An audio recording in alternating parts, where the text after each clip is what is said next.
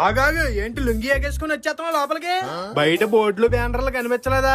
నువ్వు ఈ మార్కెట్ లో బ్యాన్ ఇప్పటికిప్పుడు బ్యాన్ చేయడానికి నేనేమో 2000 రూపాయల నోట్నా? అయినా నేనేమన్నా మర్డర్లు చేశానా మానభంగాలు చేశానా? నన్నెందుకు బ్యాన్ చేస్తారయ్యా? అంతకంటే పెద్దవే చేశారు. బేరం అని శిక్షన్స్ లేని నేరం మా మార్కెట్ లోనే అది పెద్ద ఘోరం. ఎక్స్ట్రాలు చేసావంటే కంట్లో కొడతాను కారం. మీరు కంట్లో కొట్టినా మా ఇంట్లో కొట్టినా మీరు ఈ మార్కెట్ లో బ్యానే. ముందు మీరు అర్జెంట్ గా ఎక్కడి నుంచి వెళ్ళిపోండి బాబు. మీతో మాట్లాడని చూస్తే నన్ను బ్యాన్ చేస్తారు. వీళ్ళేంట్రా పావు పగబట్టినట్టు నా మీద పగబట్టారు?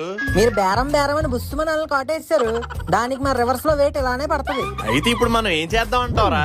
నా దగ్గర ఒక 10 రూపాయల ఐడియా ఉంది. ఇంకెప్పుడు బేరం ఆడని ఓ తెల్ల పేపర్ మీద రాసి సంతకం పెట్టి స్టాంప్ వేసి ఇచ్చేయండి. దానికి వాళ్ళు అంగీకరిస్తే అప్పుడు మీరు బజార్ లోపలికి వెళ్ళొచ్చు. ఏమంటివి బేరం ఆడకుండా కూరగాయలు కొనమంటివా? ఎంత మాట. నా గుండె లప్టాప్ అని కొట్టుకున్నంత వరకు, నా ఊపిరితిత్తులు ఊపిరి పీల్చుకున్నంత వరకు ఈ పీజే బజార్ లో బేరం ఆడకుండా బయటకు వచ్చే ప్రసక్తే లేదు. Any doubt? మీరు ఎంత చెప్పాక ఇంకేం డౌట్స్ ఉంటాయి నాన్నగారు? పదండి ఇంకా సంచి పట్టుకుని ఇంటికి వెళ్ళిపోదాం. ఈ పేపర్ లో సంతకాలో కాకుండా నీ కోతుపురలో ఇంకో ఐడియా ఏదైనా తీరా?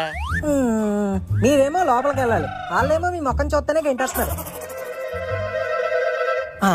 మొఖం నాన్నగారు, వాళ్ళందరూ మీ మొఖం చూసే లోపలికి రానిట్లేదండి. సో మొఖం మీద ముసుకేసుకుని వెళ్ళారనుకోండి, వాళ్ళు మిమ్మల్ని గుర్తుపట్టలేరు. ఇంకా హ్యాపీగా షాపింగ్ చేసుకోవచ్చు. ఆ ముసుగేసుకున్నప్పుడే నన్ను దొంగడు అనుకుని చెత్త కొట్టారనుకో, సరదా తీరిపో. అయితే ఇంకా మిగిలింది ఒకే ఒక అస్త్రం. ఏంట్రా అది? ముఖ బహిర్గతం. తెలుగులో చెప్పాడరా? అది తెలుగేనండి బాబా. అయితే ఇంగ్లీష్ లో ఏడు. Face reveal. ఫేస్ రివీలా?